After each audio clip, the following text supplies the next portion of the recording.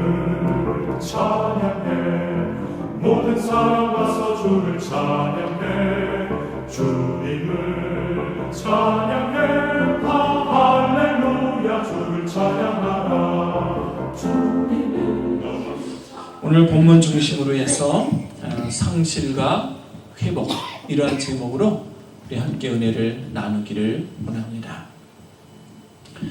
전쟁터에 나가는 군인이 필수적으로 소유해야 되는 것은 총과 칼입니다. 만약에 전쟁터에 나가는 군인이 아무리 숫자가 많아도 총과 칼이 없다면 백전백패를 할 수밖에 없습니다. 고기를 잡으러 가는 어부가 아무리 좋은 배로 나갈지라도 그물을 안 가져 나간다면 한 마리도 고기 잡기 어렵습니다. 행운을 바랄 수밖에 없는 거예요. 하나님께서는 거저 주시는 것도 많이 있지만 내가 최선을 다할 때 은혜를 덧입혀 줄 때가 더 많습니다. 하나님께서는 기적을 행할 때도 계시지만 내가 열심히 땀 흘려 수고할 때 기적을 동반해서 선물로 주실 때도 많이 있습니다. 우리는 만에 하나, 천에 하나 이루어지는 기적만을 바라보고 살 것인가? 아니면 내가 수고하고 땀 흘리며 성실하게 모든 일을 감당할 때 부어주시는 은혜 안에 선물로 나에게 얻어지는 기적을 사모하며 나갈 것인가? 오늘 본문을 통해서 몇 가지를 살펴보기를 원해요. 저는 몇 년 전에 귀한 한 분을 만난 적이 있어요. 그분은 지금은 목사님이 됐습니다만 그 당시에는 열심히 직장에 다니는 직장인이었어요. 한국에서 명문대학을 졸업하시고 미국에 와서도 또 공부를 했어요. 그래서 열심히 직장을 다니고 있었는데 스라에 딸 하나 아들 하나 어린아이가 있었어요. 근데 그 위에 아들이고 밑에가 딸인데 아들이 성장하는 과정에서 뭔가 몸에 이상 증세가 나타나요. 병원에 데려갔더니 백혈병이라는 판결을 받게 돼요. 그때부터 이거는 불치병이라고 판정이 나면서 부모님은 그 아이를 붙잡고 맨날 매달려서 기도했어요. 10살이 되지 않은 이 아이 백혈병에 시달리기 시작하는데 도저히 회복이 안 돼요. 그 밑에 딸아이도 자라나는데 그 아이도 영 건강이 안 좋아요. 시름시름해요. 원인을 알고 봤더니 어머니가 백혈병을 앓고 있는 환자였어요. 그래서 그 유전자가 자녀들에게 내려간 거예요. 걱정하면서 유소년기를 보내는 그 아이가 12살이 되던 해에 세상을 떠납니다. 이 부모는 마음의 못을 받고 상심을 해요. 아들을 부둥켜 안고 외쳐보지만 살아나지 않아요. 아이를 먼저 보내고 상실감을 회복하지 못하고 약 3개월 동안 직장에 휴가를 내고 와이프도 아무것도 안 하고 병원을 들러갔다 하면서 3개월을 보내요. 그때 하늘이 무너져 내리는 고통과 고난을 겪으면서 하나님께 매달려요. 하나님, 내 안에 이 상실된 모습을 어떻게 회복할 수 있습니까?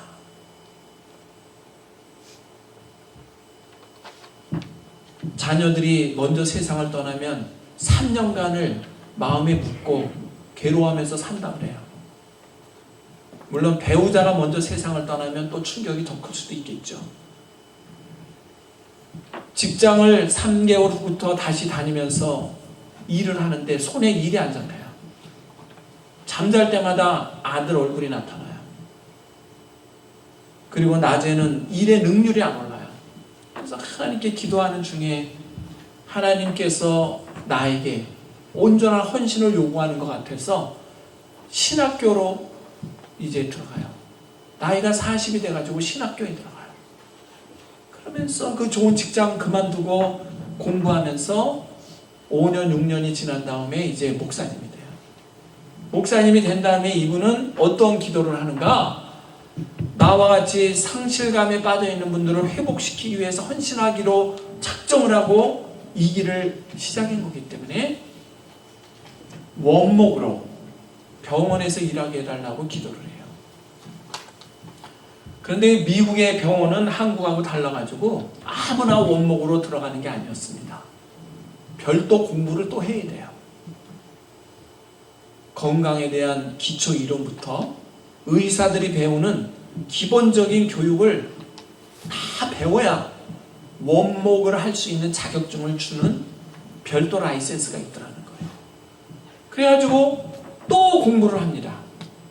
그래서 1년 반 동안 원목이 되기 위한 공부를 하고 시험을 봐서 그 채플린이 되는 자격을 따요. 그래서 카이저라는 병원에 원목으로 이제 들어가서 풀타임으로 사역을 합니다. 그가 하는 사역은 본인이 병들어서 실망 속에 빠져있는 사람을 위로하거나 암이나 백혈병으로 시한부 인생을 사는 이 호스피스 사역을 하는 거죠. 아니면은 배우자나 자식을 잃고 쇼크를 받아서 병원에 실려온 자들을 위로해주는 이런 사역을 시작하는 거예요. 그분이 쓴 내용 중에 이런 글이 있습니다. 그 내용의 일부를 제가 소개해야 합니다.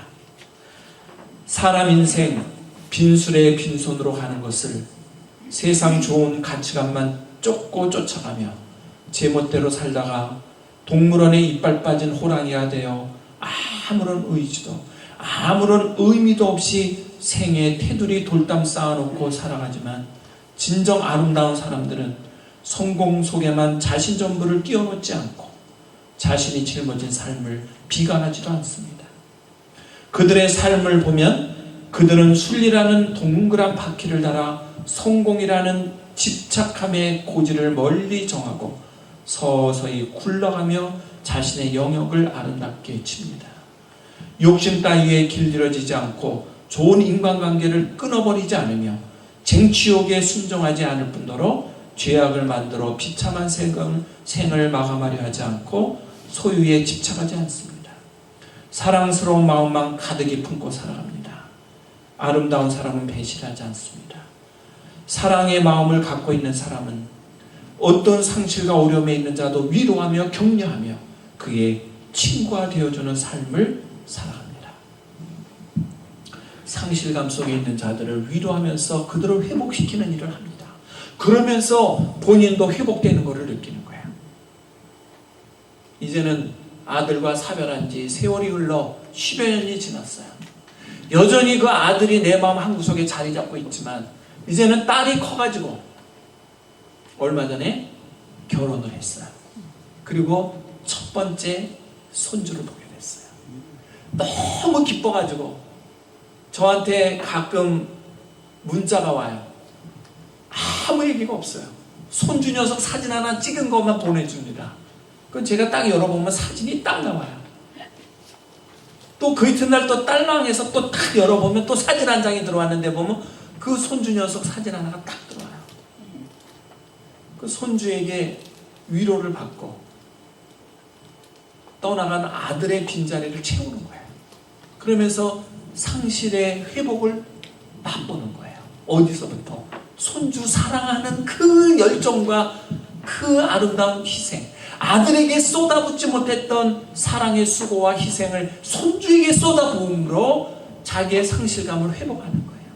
그러면서 병원에서 만나는 많은 환우들에게 용기를 주고 말씀을 전하는 그 일에 몰두하는 귀한 목사님, 너무 고마워요.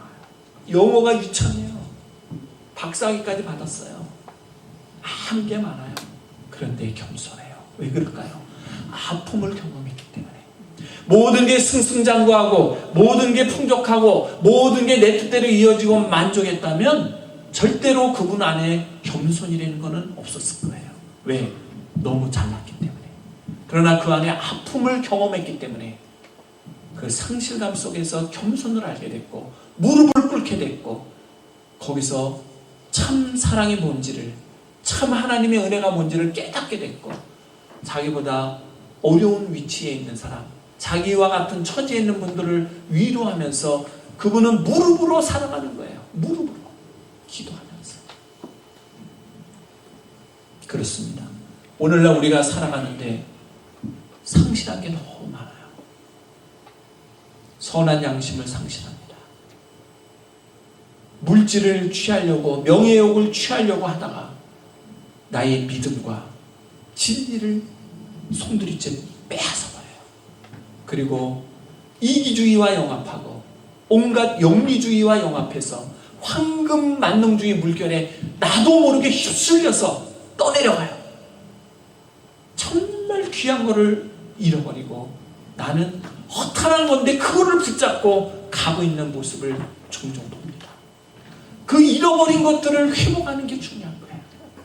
오늘 본문 말씀은 어떤 내용입니까? 엘리사가 가리키고 있는 선지 생도들, 요즘으로 말하면 신학생이라고 보면 돼요. 선지 생도들이 모여서 열심히 말씀을 듣고 배웠는데 너무 교실이 좁아요.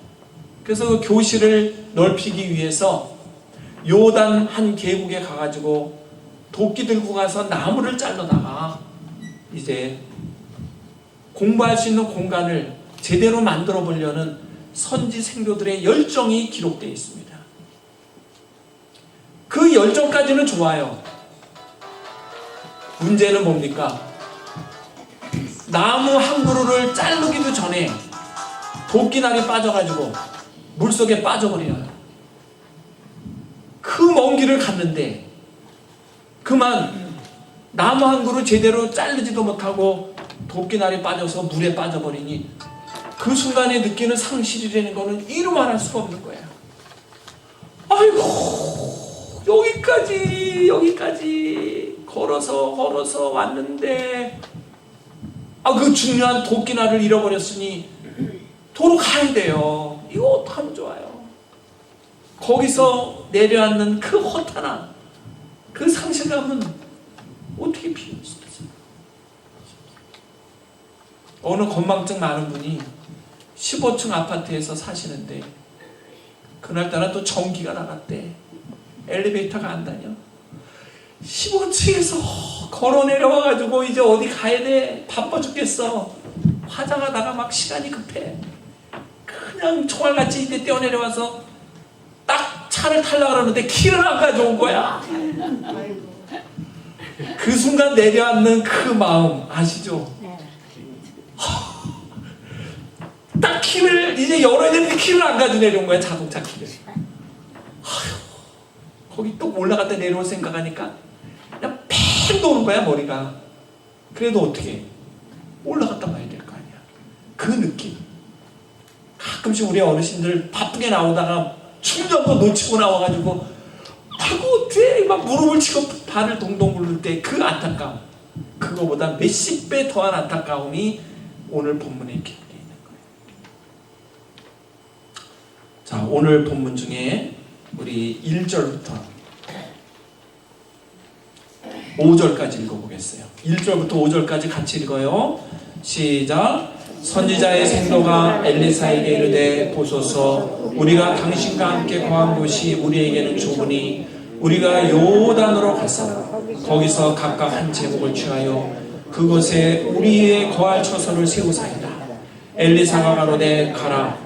그 하나가 가로되 청컨대 당신도 종들과 함께 하소서. 엘리사가 가로되 내가 가리라 하고 드디어 저희와 함께 가니라.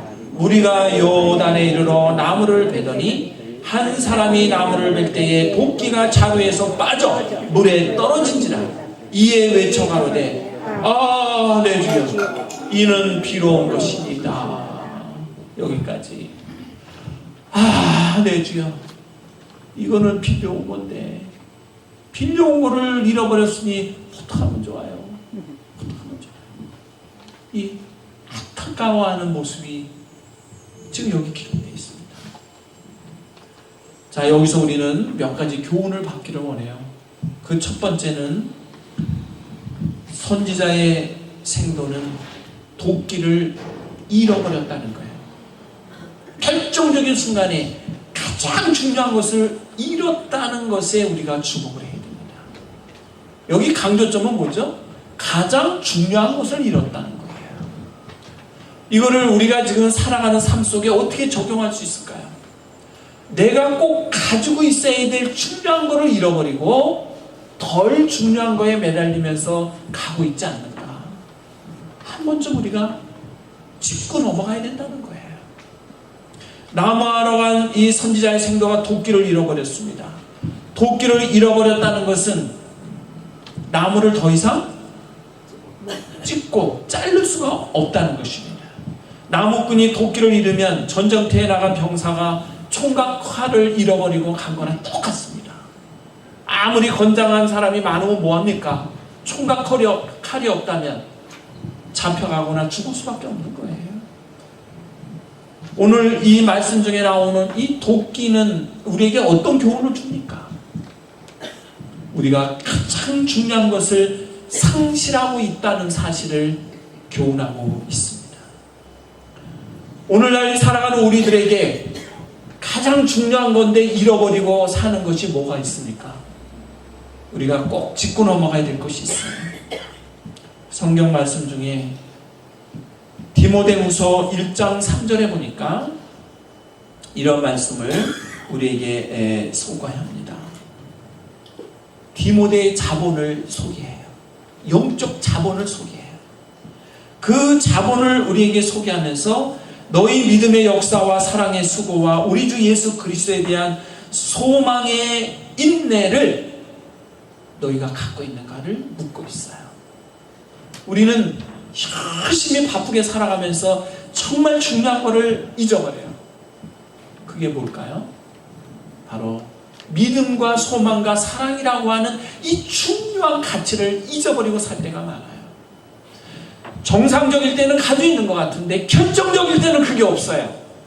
결정적으로 나무를 찍을 때 도끼날이 있어야 되는데 평소에 도끼날이 필요하지 않을 때는 여기 잘 모시고 있어. 도끼날을 정말 나무를 찍어야 되는데 도끼날이 없어. 이거 어떻게 되는 거예요? 중요한 일을 못하는 거죠. 평소에는 우리는 믿음이 좋은 것 같고 천국에 대한 사모함도 큰 것 같고 사랑도 남보다 넘치는 것 같아요. 그런데 어떤 때 그것이 손들이쳐 없어지죠? 물욕과 정욕이 나를 사로잡는 순간에 믿음, 소망, 사랑은 어디 갔는지 없어집니다. 우리 어르신들 삶을 돌아보세요. 자녀들에게 희생하고 헌신하는 것은 아깝지 않습니다. 왜? 내 자식이니까. 다 줘도 아깝잖아. 모든 걸 다 들여서 땀 흘리고 헌신해도 아깝잖아. 그리고 대가를 요구하지 않아요. 왜? 내 자식이니까. 그런데 우리 어르신들 다른 사람과의 인간관계 속에서 물질로 얽혀보세요. 만불 정도 얽혀가지고 사기를 당하게 돼봐요. 우리 어르신들 그거는 절대로 용서 못하죠. 그거는 그냥 못 넘어갑니다. 무슨 일이 있어도 그 돈을 받아내야 되고 돈을 못 받으면 그 사람을 고소해서라도 집어넣어야 직성이 풀립니다. 그 앞에서는 믿음이고 소망이고 사랑이고 별 의미가 없어요. 왜? 내가 평생 용돈 모아가지고 쌈짓돈을 모아가지고 만불을 만들어 놓은 건데 그거를 빌려가 놓고 안 갚는다? 이거는 용납할 수 없어요. 물질 앞에서는 장사가 없어요. 그 물욕 앞에서는 모든 것을 다 어떡합니까? 포기하고라도 그걸 찾아야 됩니다. 어린아이들 보세요. 어린아이들 이제 100일만 지나면요 돈이 보여요. 100일만 지나면. 그래서 이렇게 세뱃돈 주면 오른쪽에 1,000원짜리 하나 잡고 그냥 흔들고 다녀요. 절대로 놓지 않아요. 그거 건드렸다가는 난리 납니다. 그 다음에 이제 또 왼쪽에 1,000원짜리 하나 더 잡으면요 이거는 뭐 얼굴이 하루 종일 웃음이야. 100일만 지나면 그때부터 물욕이 생겨요. 요즘은요 10살만 되면은 너무 조숙해져가지고 이성을 느껴요. 10살짜리 아이들 대화가 27살짜리 남녀가 주고받는 대화로 통해. 그 대화가 왔다 갔다 해. 남자 녀석, 10살 난 남자 녀석이 야, 나 너 보고 싶어서 집에 가기 싫어. 어떡하면 좋아?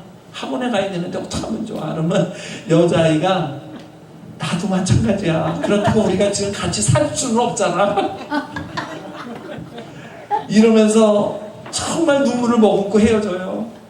헤어진 지 5분도 안 됐는데 벌써 문자가 와요. 너 보고 싶어서 못 견디겠어. 이따가 또 만나. 요즘 세상이 얼마나 빠르게 변하는지 몰라요. 이 도끼날을 잃었다는 것은 가장 중요한 것을 상실하는 거예요. 무늬만 크리스찬들이 얼마나 많아요.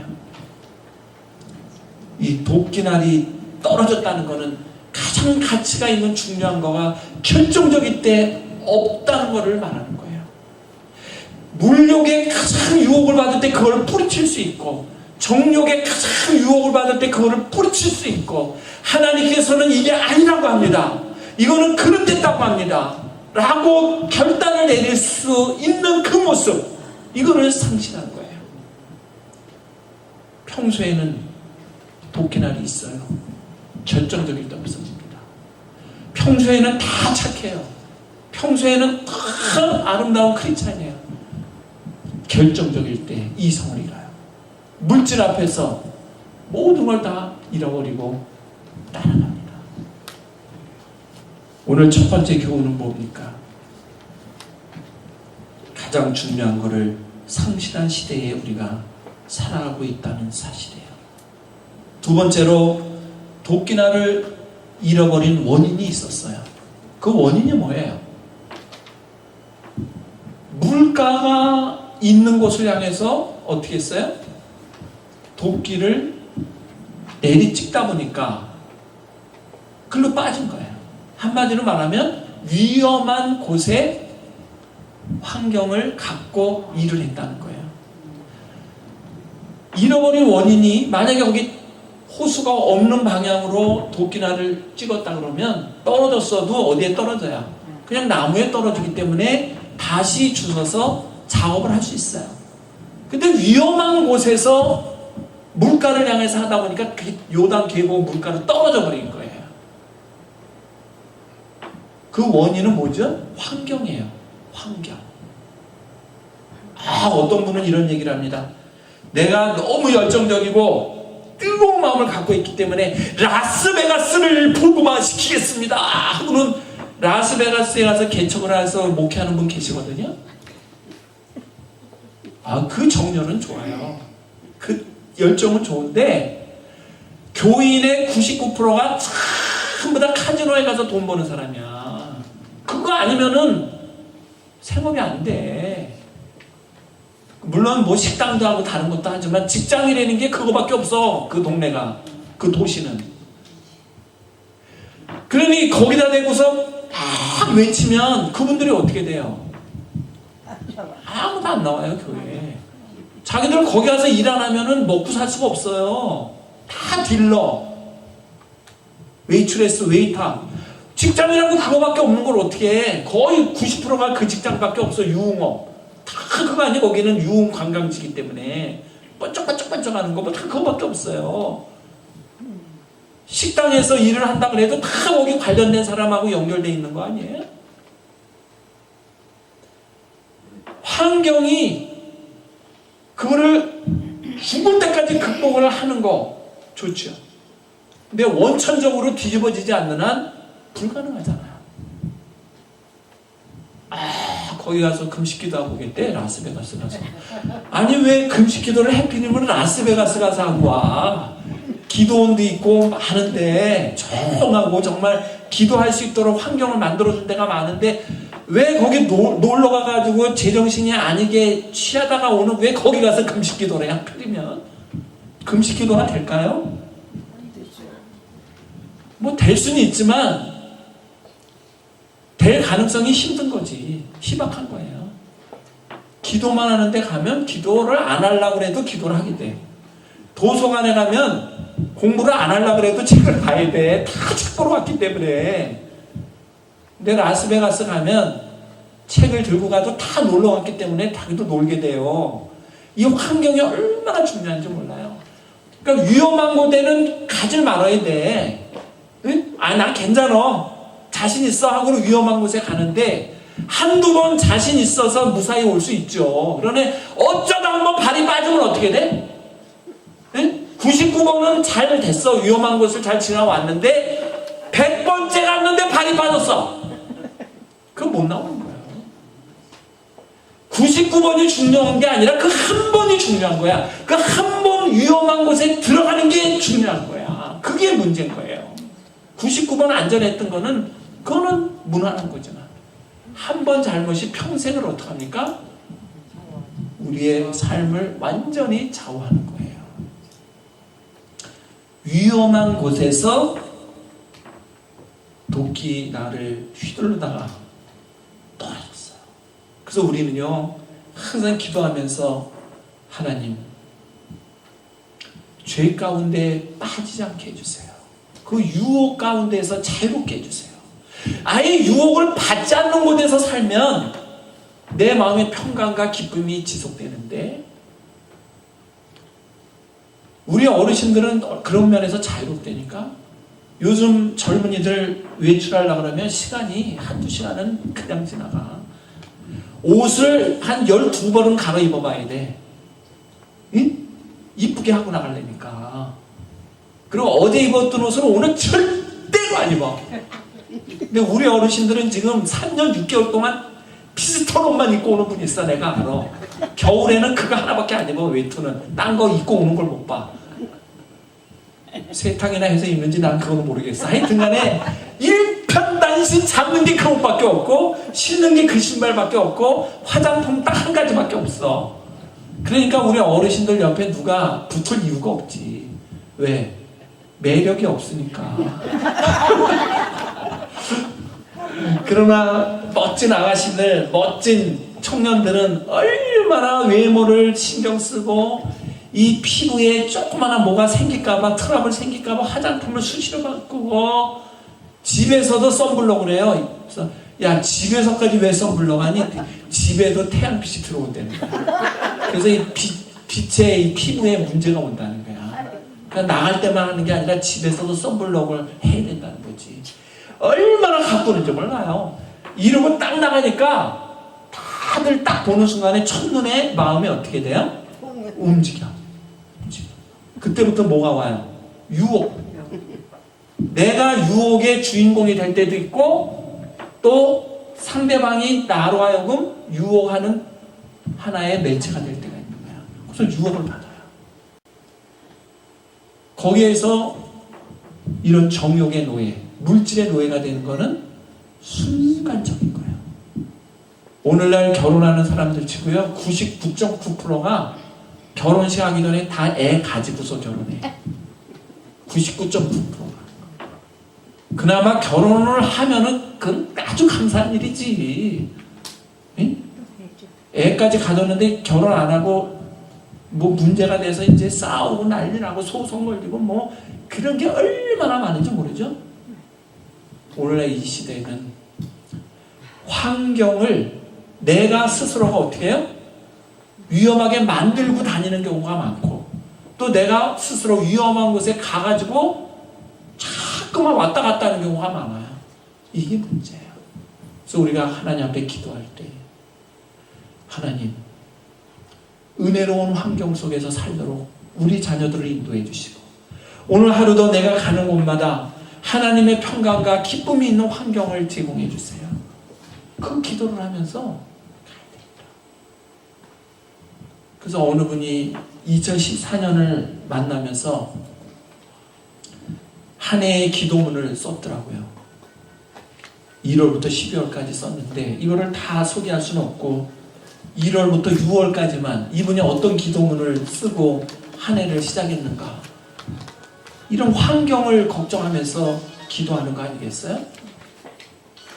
1월에는 내 마음을 깨끗하게 하소서. 그동안 쌓인 추한 마음 모두 덮어버리고 이제는 하얀 눈처럼 깨끗하게 하소서. 2월에는 내 마음의 꽃이 싹트게 하소서. 하얀 백지에 내 아름다운 꽃이 또렷이 그려지게 하소서. 3월에는 내 마음에 믿음의 씨앗이 싹트게 하소서. 의심을 버리고 믿음을 가짐으로 삶에 대한 기쁨과 확신이 있게 하소서. 4월에는 내 마음이 성실의 의미를 알게 하소서.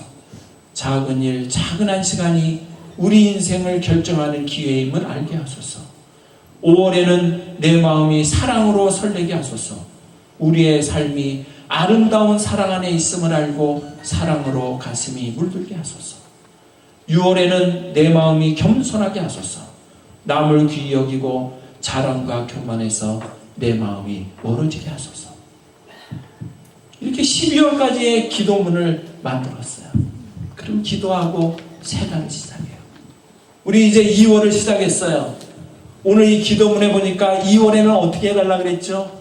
내 마음의 꽃이 싹트게 하소서. 하얀 백지에 내 아름다운 꽃이 또렷이 그려지게 하소서. 1월에는 하얀 백지를 만들었다면 2월에는 그 백지 위에 이제 그림을 그리기 시작하는 모습을 기도 제목으로 본 거예요. 분명한 목적을 가지고 열매를 거두기까지 내 마음의 하얀 종이에 그림을 그려가면서 늘 하나님의 평안과 하나님의 은혜와 하나님의 보호하심 속에 살 수 있도록 기도하면서 가는 그 가치 기준을 정해놓은 거예요. 우리 사랑하는 실버 가족들에게도 하나님의 평강이 임하는 환경, 하나님이 인도하시는 길로만 가는 환경 속에서 살아가도록 기도하며 열심히 매진하는 2월 한 달 되기를 축원합니다. 그러한 마음을 가져야 됩니다. 마지막 세 번째로 이 잃어버린 도끼를 다시 찾게 돼요. 어떻게 찾게 됩니까? 자, 오늘 본문 6절과 7절 같이 읽어봐요. 6절과 7절 같이 읽어요. 시작. 하나님의 사람이 가로되 어디 빠졌느냐 하매 그곳을 보이는지라. 엘리사가 나무가지를 베어 물에 던져서 도끼로 떠오르게 하고 가로되 너는 취하라. 그 사람이 손을 내밀어 취하니라. 아멘. 자, 여기 보니까 잃어버린 도끼를 다시 되찾게 돼요. 그 되찾게 되는 데는 두 가지 이유가 있었어요. 첫째는 무엇이죠? 엘리사라는 스승님과 함께 동행했기 때문에 도끼를 잊어버렸어요 선생님 하는 순간에 그 선생이 되는 엘리사가 옆에서 어떻게 돼요? 그 위기를 극복할 수 있는 지혜를 공급하죠. 여기서 우리는 무엇을 깨닫게 되죠? 우리가 살아가다가 가끔씩 요 길로 가야 되는데 이렇게 빠질 때 있습니다. 이렇게 가야 되는데 이렇게 잠깐 빠질 때 있어. 3,000%. 그때 나를 딱 잡아줄 수 있는 가이드가 있어야 돼요. 올바른 멘토, 나를 정상적으로 다시 이끌어줄 수 있는 멘토가 있어야 됩니다. 물론 하나님을 우리가 따라가지만 하나님은 영이시기 때문에 보이지 않아요. 만질 수 없어요. 직접 무슨 말을 듣는다는 것이 쉽지 않죠. 성경 말씀을 통해서 우리는 들을 수 있는 거죠. 그러다 보니까 하나님을 대신해서 그림자로 나를 안내해 줄 수 있는 멘토를 만나야 돼요. 파트너. 나를 잘 이끌어주는 멘토를 만날 수 있도록 기도하셔야 됩니다. 열심히 교회 다니는 분은 그 교회에 나의 믿음에 앞서가는 어떤 분이 나의 멘토가 될 수 있겠습니다. 또한 사회생활할 때 내 마음에 정말 의지할 수 있는 가족이나 또는 이웃의 어른 중에 누군가가 있다면, 친구가 있다면 그분이 내가 가다가 모르고 옆길로 갈 때 나를 올바르게 이끌어줄 수 있는 분이 될 수 있어요. 최소한 한 분은 있어야 돼. 그런 분이. 내가 어떤 어려움을 겪을 때, 내가 상실감에 빠질 때, 어떤 시련이 있을 때 내 가족이 아닌 어느 누군가 한 분, 내가 의지하고 얘기할 수 있고 상담할 수 있고 도움받을 수 있고 내 지혜보다 앞서가는 분이기 때문에 가이드를 받아서 갈 수 있는 그 한 분을 달라고 기도하시고 그런 분을 만난다는 것이 복이에요. 얼마나 귀한 복인지 몰라요. 유명한 영웅들을 보면 그 주변에 반드시 그런 분 하나가 있었다는 것을 볼 수가 있어요. 소크라테스가 왜 이렇게 유명해졌는지 알아요? 플라톤이 있었기 때문에. 소크라테스는 아는 게 많아서 가리키고는 많이 다녔지만 그거를 꼼꼼히 정리를 하지 않았어요. 플라톤이 스승 소크라테스가 설법하고 다니는 거를 전부 다 메모리해가지고 집대성해가지고 그거를 책으로 엮어내면서 소크라테스의 삼파술이라는 엄청난 철학이 세상에 알려지게 된 거예요. 소크라테스는 플라톤이 없었으면, 그 멘토가 없었으면, 그런 훌륭한 제자가 없었으면 오늘날 소크라테스라는 이름을 우리가 부르지 못해요. 반면에 플라톤은 열심히 정리하고 쓸 줄 아는 재능은 있었지만 아는 지식은 한계가 있었기 때문에 훌륭한 스승 소크라테스를 만남으로 그 모든 학설과 모든 내용을 내가 정리를 하면서 내 것으로 만들어가지고 스승의 이름을 높임과 동시에 자기가 위대한 철학자로 자리매김하는데 엄청난 기여를 한 거예요. 이게 멘토라는 거예요. 이게 훌륭한 스승과 훌륭한 제자, 좋은 친구와의 만남, 좋은 부모와 자식과의 만남, 여기에서 뭐가 일어나요? 멘토링.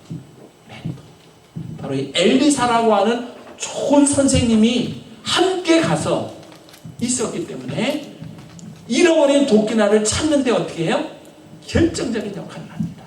결정적인 역할을 해요. 두 번째는 어떠한 것이 여기에 나타나고 있습니까? 엘리사가 나뭇가지를 던져, 그러면 도끼날이 떠오를 거야. 그럴 때 손을 내밀어서 던져 라고 지시를 했어요. 근데 상식적으로 생각해봐요. 이 무거운 쇠로 된 도끼날이 물속에 가라앉았는데, 아니 나뭇가지를 던졌는데 그게 떠오릅니까? 상식적으로? 예끼여우슈, 지금 우리를 놀려요? 그런 말 하지도 마시오. 이랬다면 도끼날은 못 찾아요. 영영 못 찾아요.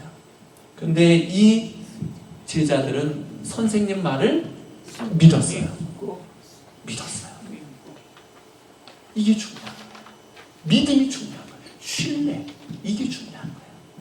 우리가 친구를 사귀다가 부모와 자녀와의 관계에서 지내다 보면 가끔씩은 요건 아닌데, 요거는 거짓말하는 것 같은데, 요런 게 올 때가 있어요. 서로 간에 주고받을 때. 그때 그거를 따지고 들어가지 말고 믿어주는 거예요. 왜? 그동안 신뢰관계가 두툼했기 때문에 조금 깨름직한 게 하나가 나와도 그걸 믿어주는 거예요. 믿어주고 그대로 원하는 대로 해주는 거예요. 이게 필요한 거예요. 믿음의 관계가 잘 왔는데 하나 깨름직한 게 있을 때 그걸 자꾸 물고 늘어지는 순간에 그 믿음의 관계는 깨지는 거예요. 산산조각 나는 거예요. 아무리 우정이 돈독하고 아무리 부자지간에 무슨 관계가 좋다 그래도 그 한 가지 때문에 모든 게 다 깨지는 거예요.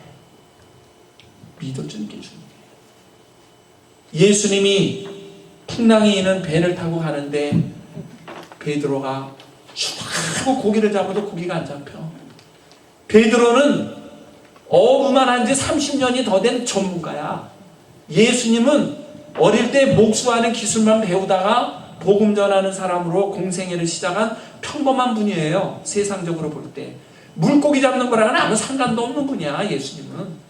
근데 예수님이 베드로에게, 베드로야, 야, 그 그물 저쪽으로 한번 던져봐.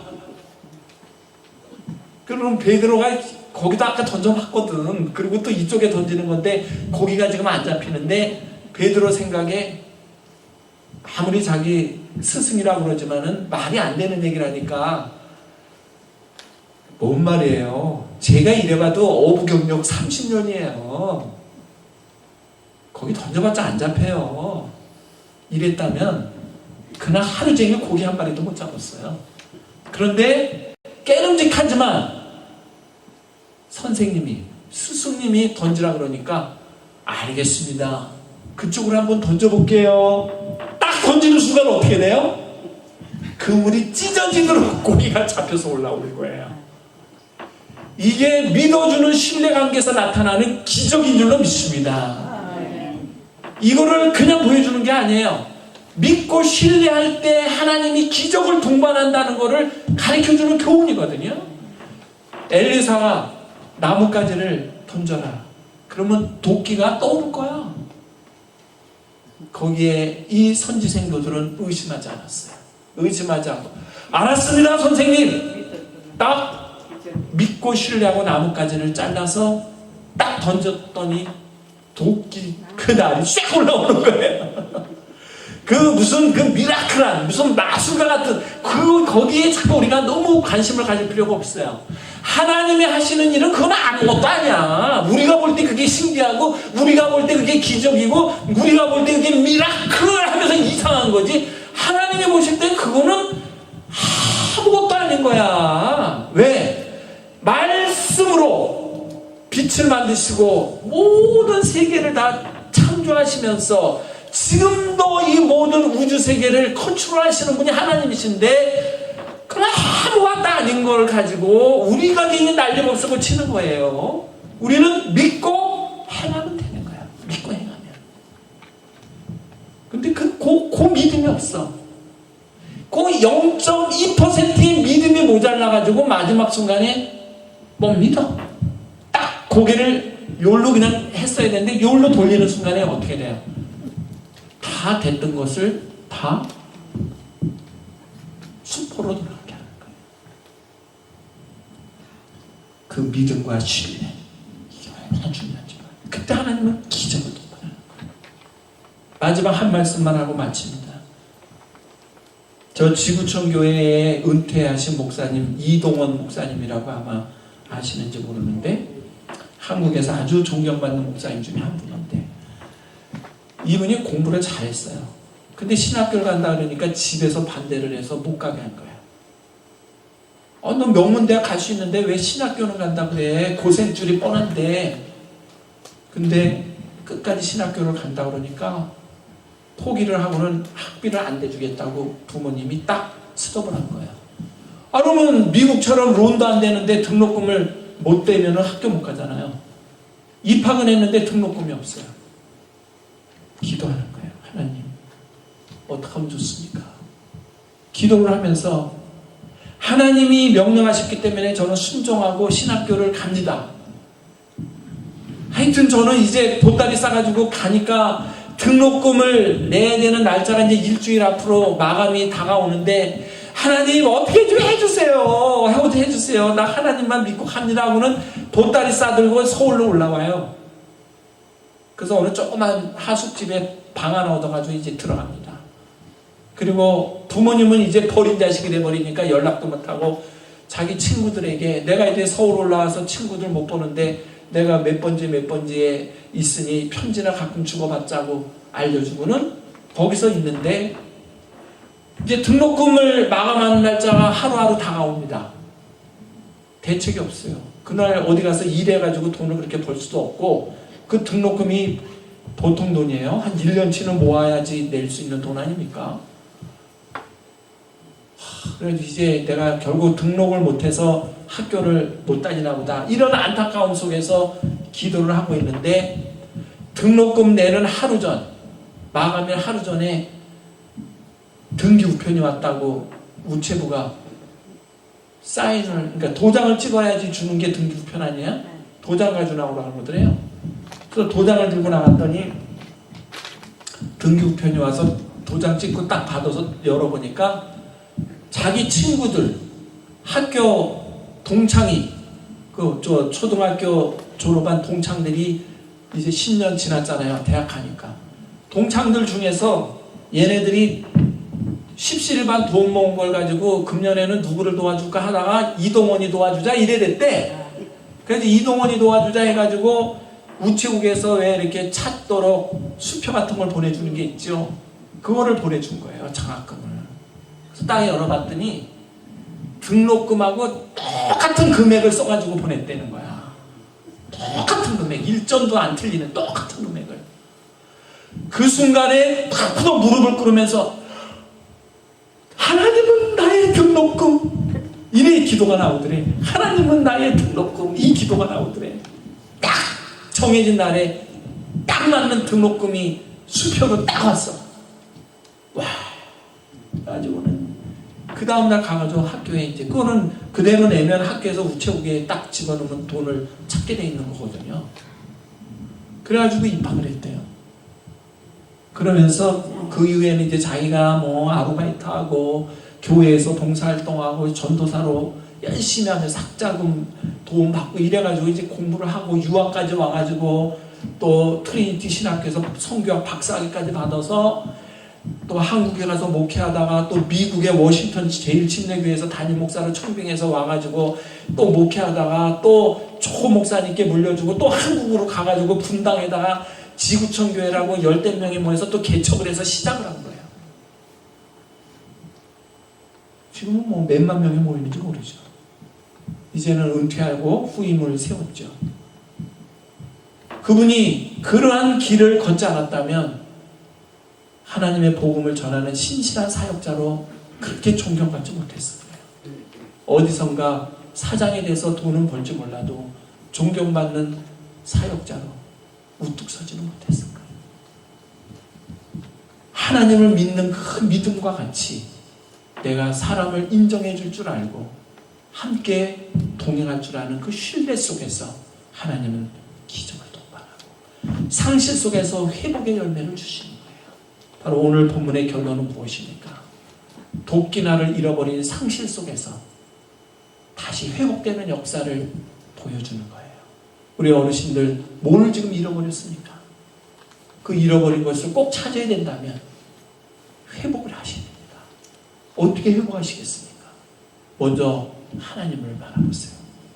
그리고 하나님을 신실하게 믿고 나보다 앞서가는 믿음의 선진을 만나서 함께 기도 부탁을 하세요. 하나님께서는 어떤 모양으로라도 도와주실 것입니다. 상실 속에서도 다시 회복하여 하나님의 기쁨이 되고 모든 이들에게 귀한 존재가 되는 주인공이 되시기를 이 시간 주님의 이름으로 간절히 축원합니다. 축원합니다.